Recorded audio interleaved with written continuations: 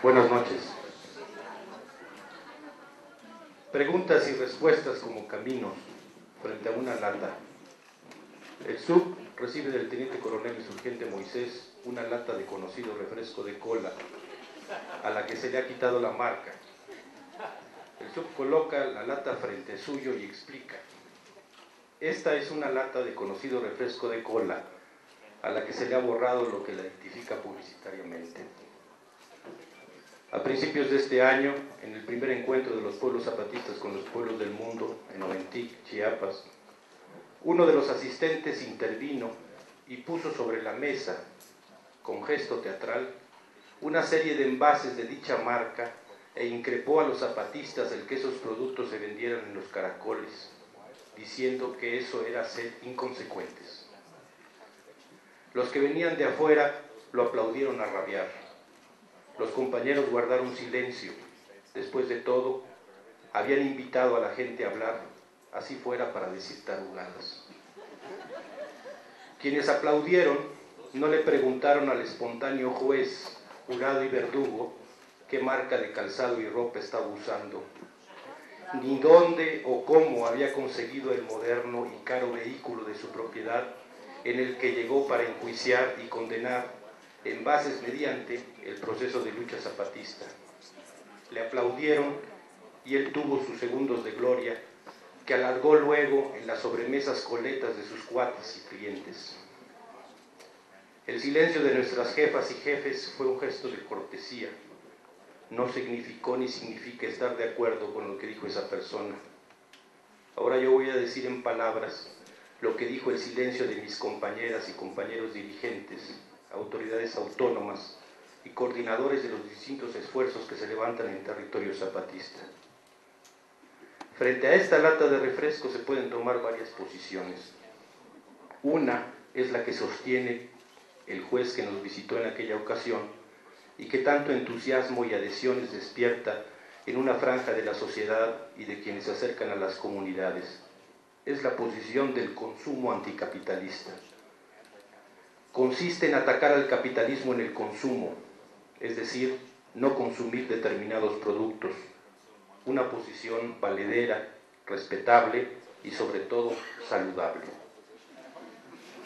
Hay otra forma de anticapitalismo que ataca en la esfera de la circulación, es decir, no se adquieren los productos en los grandes consorcios comerciales, sino que se promueve y alienta el pequeño y mediano comercio, el comercio ambulante, las cooperativas y colectivos.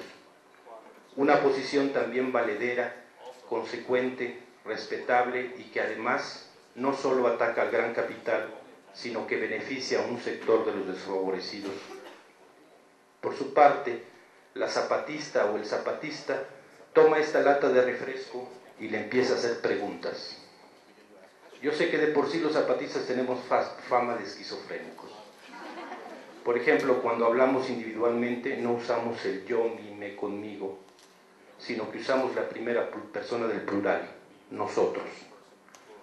Pero aquí no se trata de haber llegado al extremo de pretender sostener un diálogo con una lata de refresco, sino de algo más sencillo. Se trata de preguntarle a la lata quién la produjo y quién la transportó. Puesto que la lata guarda un empecinado silencio, el zapatista se responde a sí mismo. Otro signo de esquizofrenia, dirán algunos. La lata, se responde el zapatista, la produjo un obrero o una obrera, en una planta que es propiedad de un patrón, y la transportó un empleado. Un choferólogo, dirían los compas de la realidad, recordando la anécdota que contó el teniente coronel insurgente Moisés en aquella ocasión. La transporta en un camión que es propiedad del mismo patrón. Y entonces, esa obrera, ese obrero o empleado, recibe un salario, pero no es todo lo que se gana con la lata de refresco. A la hora de producir esta lata, el obrero o la obrera son explotados por un patrón que se roba su trabajo y solo les da una pequeña parte para que traten de sobrevivir. ¿Qué pasaría, pregunta el zapatista, si no hubiera patrón? Si la planta refresquera y el camión repartidor fueran propiedad de los trabajadores y trabajadoras, así como los zapatistas somos dueños de la tierra que trabajamos. La zapatista se responde: los trabajadores no solo tendrían más paga y vivirían mejor, también serían dueños de su destino y empezarían a pasar muchas cosas en ellos.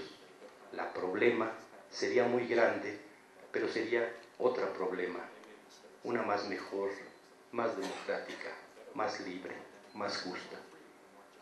El zapatista y la zapatista toman entonces una decisión, y esta consiste en tratar de unirse con esa obrera, con ese empleado, para organizarse y juntos luchar por quitarles a los patrones la propiedad de los medios de producción, sea de producción de refrescos, o de luz, o de autos, o de ropa, o de zapatos, o de todo. Para hacer esto, los zapatistas sacan su pensamiento en la sexta declaración de la Selva Lacandona y dicen claro: el problema del capitalismo es que unos pocos son dueños de todo y unos muchos son dueños de nada, y eso debe cambiar, debe ponerse de cabeza, subvertirse, voltearse.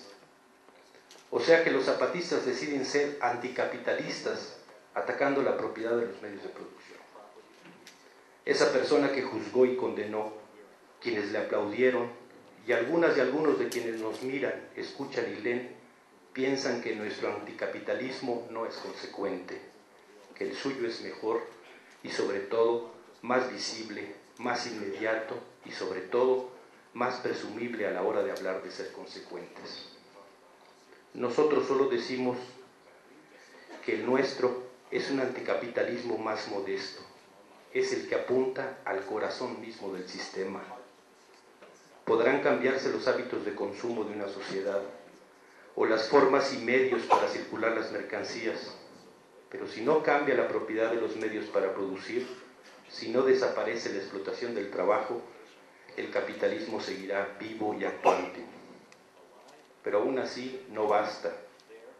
Hace algunos años, antes de las leyes revolucionarias y el inicio de nuestra guerra, en las comunidades más alejadas en la selva lacandona, era practicado un método para producir bebidas alcohólicas. Con caña, o maíz, o plátano fermentados, se puede producir trago, o posh, como lo llaman de broma los compañeros y compañeras. Posh quiere decir medicina. Así, sin explotar fuerza de trabajo, porque lo hacían en su milpa de su platanal o en su sembradía de caña, sin consumir productos de transnacionales, ni engordar las cuentas bancarias de los propietarios de las grandes tiendas, los indígenas se emborrachaban, las mujeres eran golpeadas y violadas, los niños maltratados. Era un alcoholismo anticapitalista, por donde se le viera, pero era y es un crimen. Desde el alzamiento y sobre todo a partir de él, las compañeras zapatistas redujeron mucho el alcoholismo, fuera capitalista o anticapitalista, en las zonas rebeldes, con su fuerza organizada y con la concientización continua y permanente en nuestros pueblos.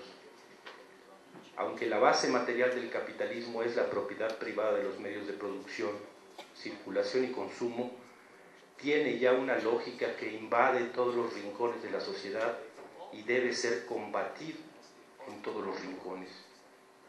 Así como muchas cosas han cambiado o empezado a cambiar en tierras zapatistas y otras tantas faltan de transformarse, así será la sociedad que construimos.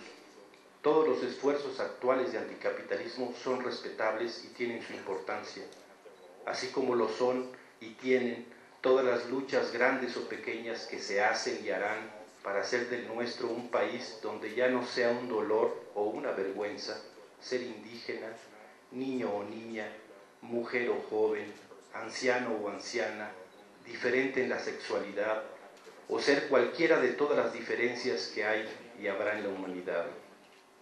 Así que expliquen, eduquen, formen, aconsejen sobre lo que es bueno y malo para la salud en la alimentación, pero no juzguen y condenen a quienes han decidido arriesgar la vida y todo lo que han levantado sobre la sangre de nuestros muertos para destruir un sistema que a ustedes y a nosotros, enlatados o sin lata, nos despoja, nos explota, nos reprime y nos desprecia.